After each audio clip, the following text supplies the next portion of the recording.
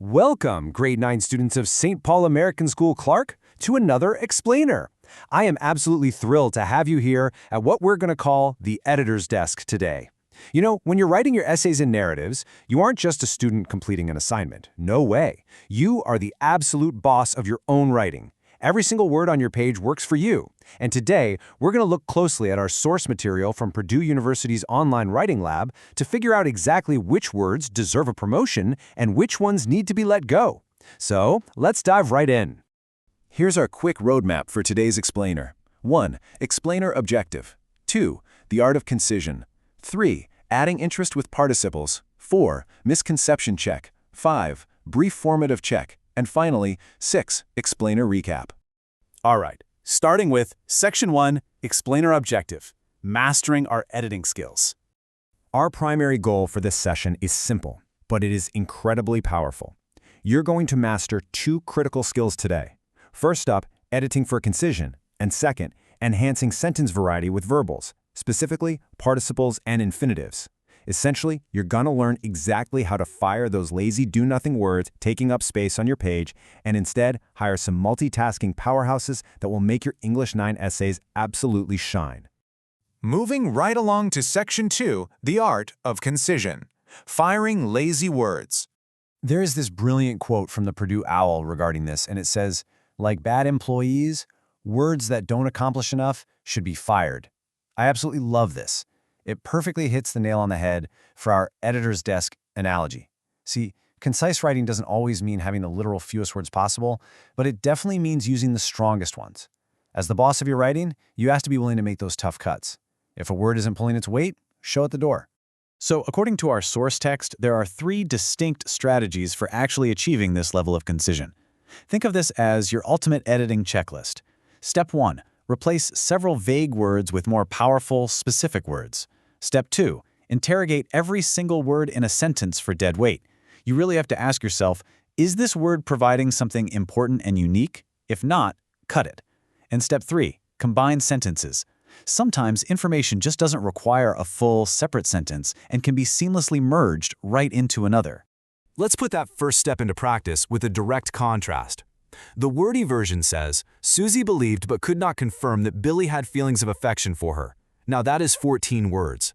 Now consider the concise version. Susie assumed that Billy adored her, just 6 words. By swapping a clunky vague phrase like believed but could not confirm for the powerful verb assumed, and changing had feelings of affection for to simply adored, we cut the word count by more than half. The meaning is exactly the same, but the delivery is so much punchier. Okay, you might want to brace yourselves for this next example from the source text, because the amount of dead weight here is honestly shocking. The wordy version just drones on for 67 words about how many have made the wise observation that when a stone is in motion rolling down a hill, and on about thick green moss and unmoving things. It is completely exhausting to read. The concise version? A rolling stone gathers no moss. 6 words. So the crucial takeaway here is that dramatically editing down your sentences actually removes barriers for your reader, creating a far more readable and impactful experience. Let's move to Section 3, Adding Interest with Participles, Using Participles. To build more interesting sentences, we're going to hire specific grammatical employees known as verbals. Now, a verbal is just a verb functioning as another part of speech. The first type is the infinitive. That's usually the word to plus a verb, like to run or to write, which can act as a noun, an adjective, or an adverb. But the verbal we are really focusing heavily on today is the participle. Our source defines a participle as a verbal functioning as an adjective, most often ending in ing or ed. Because they're based on verbs, they express action, but they actually function as adjectives to modify nouns. They are literally the ultimate multitaskers. Let's briefly break down the mechanics here. There are 2 types. Present participles end in ing. Think of words like crying, burning, or smiling, like a crying baby or a burning log. Past participles, on the other hand, typically end in ed, but they can also end in n, d, t, n, or ne. Examples would include a wrecked car or a shaken person. Notice how these endings completely transform basic verbs into vivid, active adjectives that paint an immediate picture in the reader's mind. Let's analyze a worked example straight from the Purdue Owl. Removing his coat, Jack rushed to the river. The participle here is removing. The The entire participial phrase is removing his coat. Notice how efficiently this works. Instead of writing two separate, choppy sentences, Jack removed his coat, then he rushed to the river, we just combine them. The phrase removing his coat acts as a brilliant, action-packed adjective modifying the noun Jack. It gives the sentence flow, energy, and concision all at exactly the same time. Which brings us to Section 4, Misconception Check, Dangling Modifiers. So, there's a huge trap here called the dangling modifier. Check out this incorrect sentence. Carrying a heavy pile of books, his foot caught on a step. Now, unless we're suddenly living in a cartoon, a foot cannot carry a heavy pile of books. But because the phrase carrying a heavy pile of books is placed right next to his foot, the grammar implies the foot is doing the carrying. This is exactly why the participial phrase must sit right next to the correct noun. The correct version fixes this instantly. Carrying a heavy pile of books, he caught his foot on a step.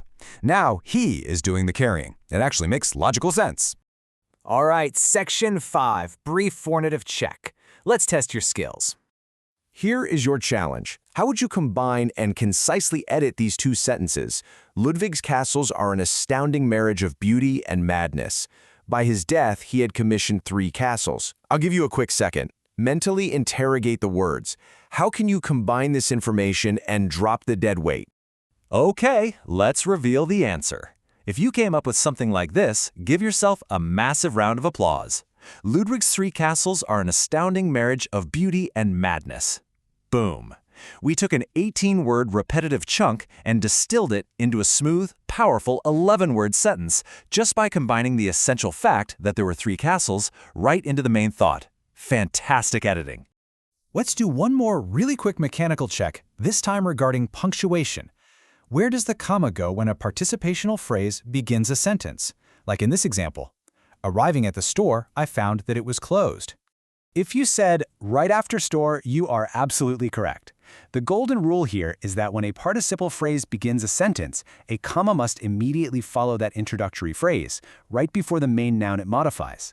Arriving at the store, comma, I found that it was closed. Simple, clean, and grammatically perfect. And finally, Section 6, Explainer Recap, Core Takeaways. Here are your core takeaways for today. First up, fire words that are dead weight so you can write concisely. Second, interrogate every single word and look for opportunities to combine sentences to eliminate repetition. Third, hire verbals. Use infinitives like to run and participles ending in ing or ed to add dynamic adjectival action to your writing. And finally, always remember your placement rules. Place those participial phrases immediately next to the noun they modify to avoid those embarrassing dangling modifiers. I want to leave you with this provocative thought as you head into your next English assignment at St. Paul. If your sentences were employees, who would you promote and who would you fire today? I challenge you to look at your own writing through the lens of a strict but brilliant editor. Be ruthless with the clutter, be strategic with your action words, and take total command of your essays. Thanks so much for joining me on this explainer, and happy editing.